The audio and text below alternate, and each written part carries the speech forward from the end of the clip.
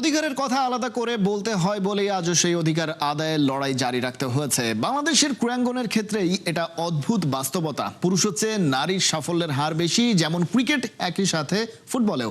বাংলাদেশ নারী দলের কোচ সুদূর অস্ট্রেলিয়ায় বসে হলেন আবেগ আপ্লুত। বললেন বাংলাদেশ নারী দলের দায়িত্ব পালন করতে পেরে তিনি গর্বিত। রিপোর্টে বিস্তারিত। মধুর আমার মায়ের হাসি চাঁদের মুখে ঝরে, মাকে মনে পড়ে আমার, মাকে মনে পড়ে। স্মৃতিশক্তি যতই দুর্বল হোক, নারীর টান যেন মোছা যায় না কখনোই। মাকে আপনার মনে পড়বেই, কারণ মা থেকেই মস্তিষ্ক, আর তা থেকেই স্মৃতি বা মেমোরি। এমন মাইলস অফ মেমোরি বাধা থাকে নারীর সাথে। তাই তো কেউ কেউ বলেন নারীর টান আর নারীর টান একই কথা। মা কিংবা মাতৃত্ব মানেই নারী। শতাব্দীর পর শতাব্দী অধিকার আদায়ের সংগ্রামী গল্প লিখে চলেছে যে নারী। পুরো বছরে তার জন্য একটা দিন বরাদ্দ, বিশ্ব নারী দিবস নামে। কিন্তু ডানে কিংবা বামে তাকিয়ে দেখুন, প্রতিনিয়ত জীবন যুদ্ধের রেসে তারা এগিয়ে যাচ্ছে পুরুষকে পেছনে ফেলে। কেবল সেই বিজয়ের স্বীকৃতিটুকু নেই।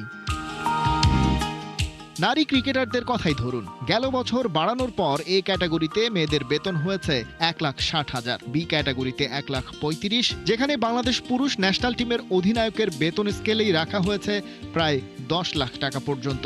বৈষম্য দূর করতে এমন ফুল আর ফটো সেশনের উদ্যোগ থাকে ঠিকই, কিন্তু তাতে এই নারী ক্রিকেটারদের যোগ্য মর্যাদা দেয়া হয় কিনা সেটা বড় প্রশ্ন। কারণ এই নারীরাই পুরুষ দলের আগে জিতে দেখিয়েছে এশিয়া কাপ, বিশ্বকাপ বাছাই পর্বে থেকেছে অপরাজিত। যদিও নারীদের মাঠের বাইরে লড়তে হয় আরও অনেক কিছুর সাথে।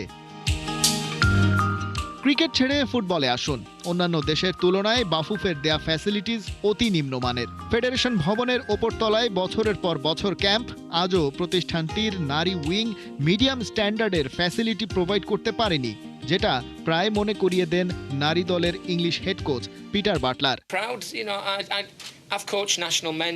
আমি সবসময় নারীর অধিকারের পক্ষে দাঁড়ানোয় বিশ্বাসী। জানি এটা অনেকে পছন্দ করে না, কিন্তু আমি ঝুঁকি নিতে ভয় পাই না। আমি এই দলের জন্য কাজ করতে পেরে গর্বিত। যদি আমি নাও জিতি তাতে কিছু আসে যায় না, কারণ আমরা শুধু জেতার জন্যই এখানে আসিনি। আমাদের মধ্যে যে লড়াকু মানসিকতা আছে সেটাই বড় কথা। আমি শুধু একা নই, আমরা মেয়েদের সুযোগ সুবিধা, থাকার পরিবেশ, ট্রেনিং কন্ডিশন এবং পুষ্টি নিশ্চিত করার জন্য লড়াই করছি। নারী ফুটবলে বেতন কাঠামোর হাড় হাভাতে অবস্থার কথা নতুন করে বলার কিছু নেই। বেতন বোনাস না নিয়েই ঈদের ছুটিতে বাড়ি ফেরার নজিরও আছে। তবু এই নারী ফুটবলাররা মতিঝিল পাড়ার ওই দেয়াল ঘেরা ক্যাম্প থেকে পৌঁছে গেছে অস্ট্রেলিয়া। 46 বছর পর বাংলাদেশের লাল সবুজ পতাকা ওরা উড়িয়েছে এশিয়া কাপের মূল পর্বে। মেয়েদের দল তো ইতিহাসেই এই প্রথমবার খেলছে এমন পর্যায়ে।